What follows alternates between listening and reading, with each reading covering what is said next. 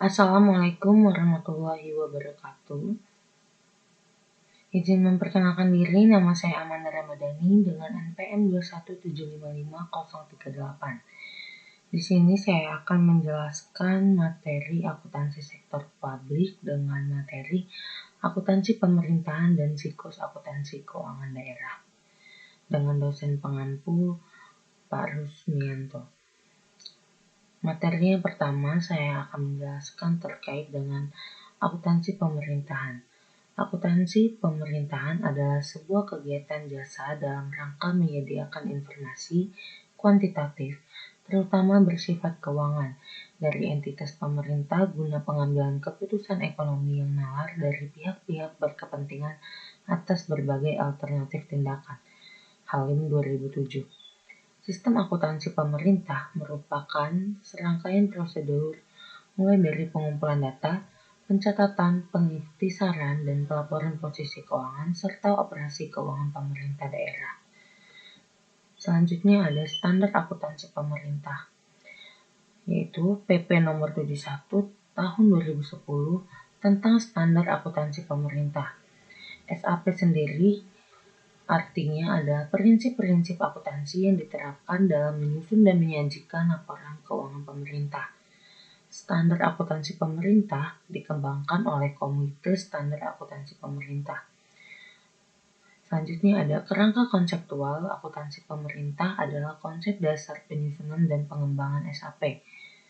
Dan yang terakhir ada interpretasi pernyataan standar akuntansi pemerintah atau IPSAP adalah penjelasan, klarifikasi, dan uraian lebih lanjut atas PSAP. Selanjutnya ada materi tentang peranan laporan keuangan daerah.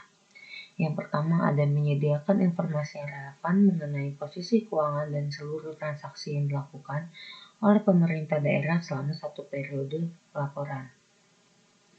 Yang kedua ada membandingkan realisasi pendapatan dan belanja dengan anggaran yang telah ditetapkan, menilai kondisi keuangan, menilai efektivitas dan efisiensi pemerintah daerah, dan membantu menentukan ketaatannya terhadap peraturan perundang-undangan.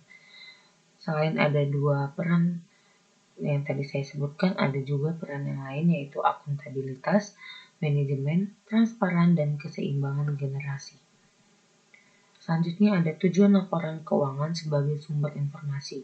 Di antaranya yang pertama ada penerimaan periode berjalan telah cukup untuk membiayai seluruh pengeluaran. Yang kedua ada perolehan sumber daya ekonomi dan alokasinya telah sesuai dengan anggaran dan peraturan perundang-undangan.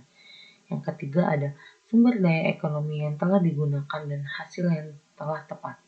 Dan terakhir ada bagaimana pemerintah mendanai kegiatannya dan mencukupi kebutuhan lainnya.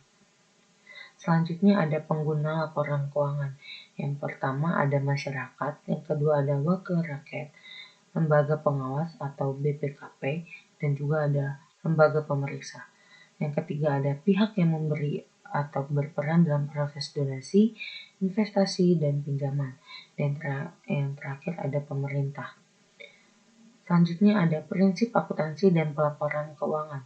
Yang pertama ada basis akuntansi, yang kedua ada prinsip nilai historis, yang ketiga ada prinsip realisasi, yang keempat ada prinsip substansi mengungguli bentuk formal atau substance over form.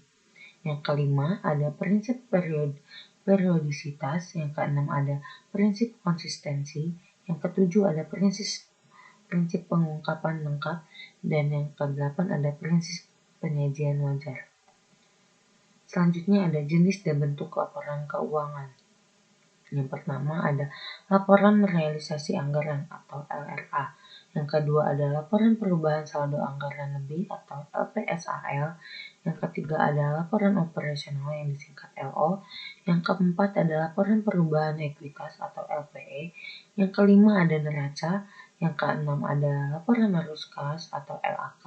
Dan yang ketujuh ada catatan laporan keuangan CALK. Selanjutnya ada keterkaitan antar laporan keuangan. Yang pertama ada laporan operasional selalu berkaitan dengan laporan perubahan ekuitas. Sedangkan laporan perubahan ekuitas atau LPE selalu berkaitan dengan neraca. Hal ini disebabkan karena dalam mencatat transaksi ini menggunakan dua basis, yaitu basis kas dan basis akrual.